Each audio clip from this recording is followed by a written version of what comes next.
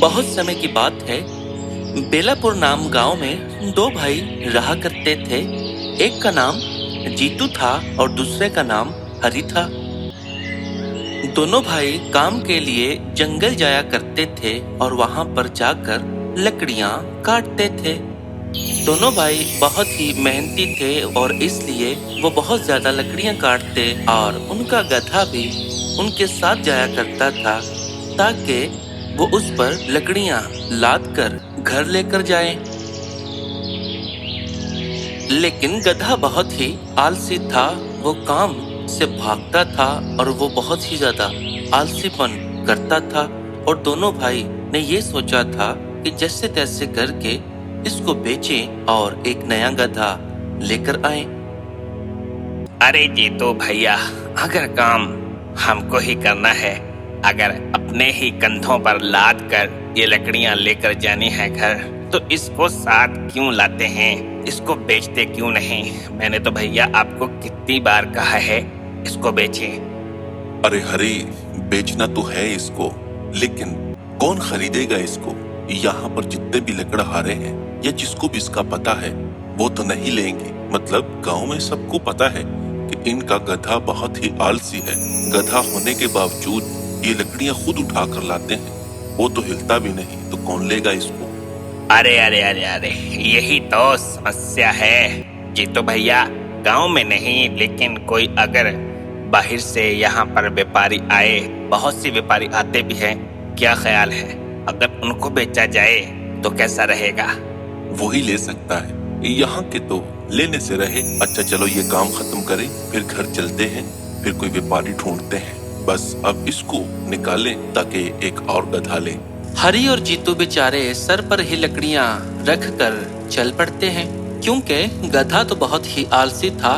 जब भी उसके ऊपर लकड़ियां रखते थे वो तो बैठ जाता था, उठता ही नहीं था। इसीलिए दोनों भाई उससे परेशान थे और लकड़ियां सर पर लेकर जाने पर मजबूर थे।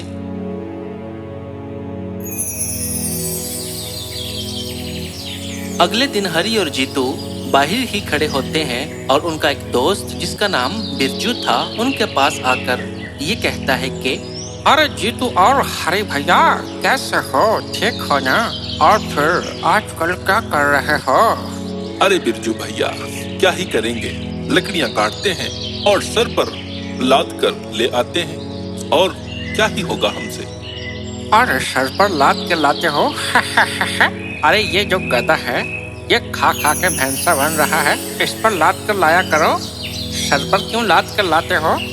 अरे बिरजू भैया, मैं बताता हूँ, ये बहुत ही आलसी है, एक नंबर का निकम्मा है, कोई काम नहीं करता। अगर लकड़ियाँ इस पर ला दो ये बैठ जाता है, हिलता ही नहीं, जितना मर्जी मार लो। हम तो इसको बेचने वाले हैं बस। अगर कोई व्यापारी नजर में हुआ तो बिरजू भैया बताना जरूर। अरे हाँ हरी, बता दूंगा। ऐसा कोई व्यापारी हाथ में आए तो फिर मैं जरूर बताऊंगा, फिक्र मत करो। अच्छा चलो, मैं कोई काम से जा रहा हूँ, फिर बात करेंगे। अब देखो बिरजू भैया, कब बताते हैं, लेकिन इसको जल्दी बेचना है। हम खुद भी कोशिश करेंगे कि हमको भी कोई मिल जाए। तो चलो अब काम पर चलते हैं, पहले ही काफी देर हो गई है। दोनों भाई काम के लिए जंगल को चले जाते हैं।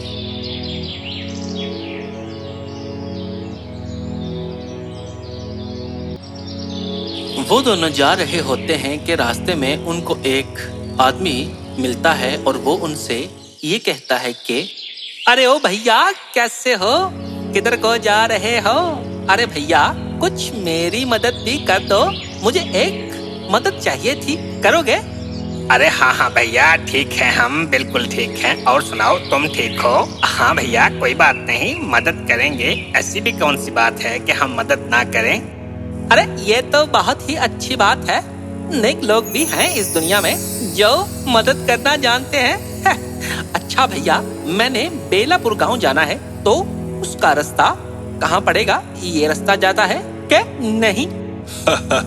अरे भैया, बगल में बच्चा और शहर में ढिंडोरा, ये तो वही बात हो गई। हम भी बेलापुर से ही हैं और ये रास्ता सीधा बेलापुर ही जाता है। अगर आपने किसी के घर में भी जाना है, हम उसके घर छोड़ाते हैं आपको। अरे नहीं नहीं भैया, नहीं नहीं, मैंने किसी के घर नहीं जाना। मैं एक व्यापारी हूँ।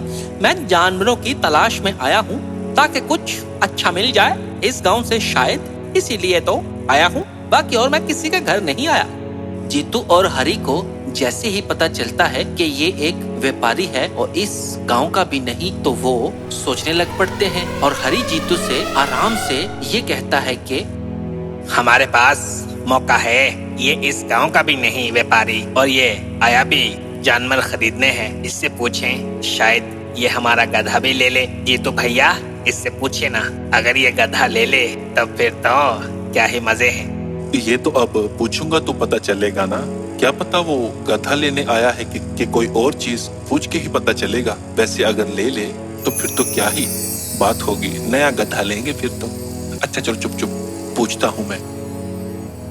अच्छा तो भैया, आप व्यापारी हो और जानवरों की तलाश में हो, तो हमारे पास भी एक है। हमारे पास गधा है। अगर गधा लेना हो तो बताइएगा। बहुत ही अच्छा और फुर्ती वाला गधा है और हम बेचना चाहते हैं, क्योंकि हमने अब बैल लेने हैं। गधा इसलिए बेच देना है। लो जी, ये तो वही काम हो गया जो आपने कहा कि बगल में बच्चा और शहर में ढिंढोरा। मैं भी गधा ही लेने आया था और ऊपर वाले की कैसी करनी कि आपसे मुलाकात हो गई और आपके पास ही गधा है। तो ठीक है, चलें फिर गधा दिखाएं अपना। हाँ हाँ व्यापारी भैया, चलते हैं। ये साथ ही गांव है। 10 मिनट में वहाँ, 5 मिनट में गधा आपके हाथ में।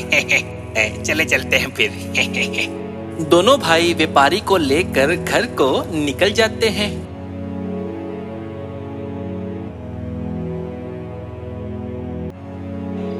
वो दोनों व्यापारी को लेकर घर आ जाते हैं और अपना गधा व्यापारी को दिखा रहे होते हैं।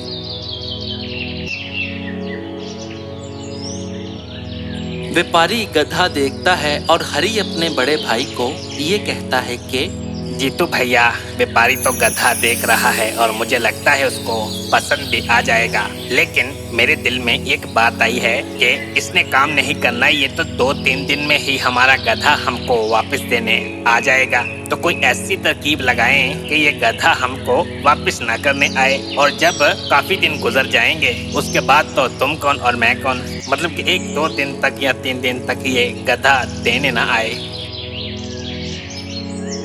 जीतू अपने दिमाग में सोचता है कि हरी ने बात तो सही कही है। जीतू होशियार था और वो अपने दिमाग में सारी तरकीब सोच लेता है कि कैसे व्यापारी को गधा बेचें और व्यापारी इसको वापस भी करने ना आए। तो वो हरी से ये कहता है कि अरे हरी, तुम परेशान मत हो, मेरे पास इसका भी हल है और बहुत ही अच्छा हल है। बस तुम व्यापारी के सामने चुप रहना, बाकी मुझ पर छोड़ देना। व्यापारी को गधा पसंद आ जाता है और व्यापारी उनसे ये कहता है कि अरे भैया, गधा मुझको पसंद तो आ गया है, तो फिर आगे वाली बात भी कर लें क्या? आगे वाली बात का क्या है वो तो आपको भी पता ही है, लेकिन मैं आपको एक दिल की बात बताना चाहता हूँ कि ये मैं गधा कभी ना बेचता। ये मेरा दिल, मेरा जिगर है। लेकिन मेरी माँ इतनी ज्यादा बीमार है कि मैं क्या करूं। इसको बेचने के अलावा मेरे पास और कोई चारा भी नहीं और ना ही मेरे पास और कुछ है भी। आपको मैं बताता चलूं कि ये गधा दिन में 3 बार पूजा करता है। ये पूजा करने वाला गधा है, तो सोचे कौन इसको बेचेगा? कोई भी नहीं बेचेगा। बस मैं मुश्किल के कारण इसको बेच रहा हूँ। इसका ख्याल रखिएगा। और 3 वक्त ये पूजा करता है और इसकी पूजा भी इसको करवा दीजिएगा। 3 वक्त इसको जंगल में छोड़ आया करिएगा, फिर घर आ जाया करेगा। ये अपनी मर्जी से आए बस, और आपके घर में बहुत ही बरकतें आएंगी और देखना तुम कितनी ज्यादा तरक्की करते हो। अरे वाह वाह वाह वाह वाह वाह, पूजा करने वाला गधा! अरे मेरे तो नसीब खुल गए। अरे ऐसा गधा तो किसी के पास नहीं होगा, सिर्फ मेरे पास होगा, मेरे पास। और मेरे घर में तो रौनकें लग जाएंगी जब ये पूजा करेगा। बस बस यार, बस बस, अब तुम ये गधा मुझको दे दो। इसकी चाहे दुगनी कीमत ले लो, लेकिन ये गधा अब मेरा है, मेरा। बस इसका ख्याल भी अच्छे से रखूंगा, फिक्र मत करना। बस अब मुझको दो, मैं तो जाऊं इसको लेकर बाबा। व्यापारी गधा लेकर वहां से चला जाता है और दोनों भाई बहुत खुश होते हैं, क्योंकि गधा तो पूजा करने वाला था। बहुत ही चतुराई के साथ व्यापारी को दे दिया और उसकी कीमत भी ज्यादा मिल गई। तो इस कहानी से हमको ये सीख मिलती है कि कभी भी बिना सोचे समझे कोई भी फैसला ना करो। जैसे व्यापारी ने बिना सोचे समझे ही गधा एकदम से ले लिया कि ये पूजा करने वाला गधा है, तो ऐसा कभी भी ना करें। कोई भी फैसला करने में जल्दबाजी मत करें।